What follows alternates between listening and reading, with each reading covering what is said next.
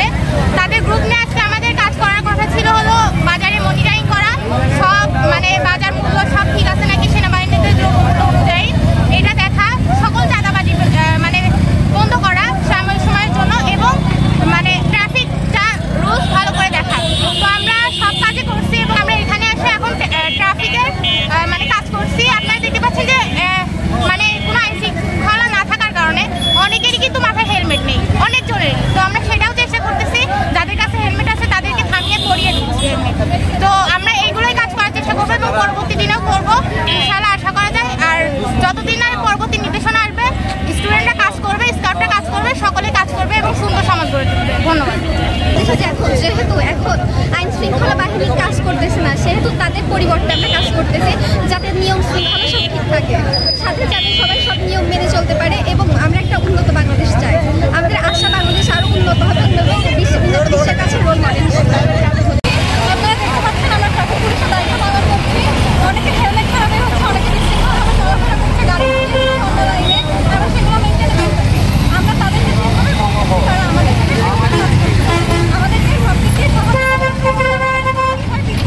আগামী থেকে তারা হেলমেট নিয়ে বের হবে। নিয়ম মানে সেজন্য আমরা দায়িত্ব পালন করছি। দেখা যাচ্ছে যারা মোটরসাইকেল চালাচ্ছে এদের মাথায় হেলমেট নেই এবং পায়ে জুতা নাই। তো আমরা তাদের ভালোভাবে বোঝাচ্ছি যাতে তারা নিজের সেফটির জন্য তারা হেলমেট ইউজ করে এবং জুতা ইউজ করে। এবং দেখা যায় যে এখানে অনেক সময় গাড়ি ঘোড়ার যানজটের কারণে অ্যাক্সিডেন্ট ঘটে। এই সাইড থেকে গাড়ি আসে, আবার দুই সাইড থেকে গাড়ি আসে, দেখা যাচ্ছে সামনাসামনি সংঘর্ষ ঘটে। ওই জন্য আমরা এখানে দায়িত্ব পালন করতেছি যাতে যখন এই সাইডে গাড়ি চলবে, সোজা মেন রোড দিয়ে গাড়ি চলবে, তখন আমরা ওই সাইডের গাড়িটা বন্ধ রাখবো। আবার এই সাইডে গাড়ি চললে আমরা এই সাইডে গাড়ি বন্ধ রাখবো। এতে অ্যাক্সিডেন্ট মুক্ত দেশ হবে এবং আমরা সবাই মিলে একসাথে দায়িত্ব পালন করবো। এবং আমরা সবার কাছে আহ্বান জানাবো যাতে তারা এই ট্রাফিক নিয়ম মেনে চলে এবং তাদের নিজের সেফটির জন্য হেলমেট, জুতা এবং প্রয়োজনীয় যেসব জিনিসপাতি সেগুলো ব্যবহার করে। এখন আমরা কিছুক্ষণ আগে, আমার নাম রাহাতুল ফারাবি, আমরা এখানে এখন বাজার নিয়ন্ত্রণ করার পরে আমরা ট্রাফিক নিয়ন্ত্রণে আসছি এবং এখানে সুস্থ সবলভাবে সবাই মোটামুটিভাবে সবাই মানতেছে সব কিছু।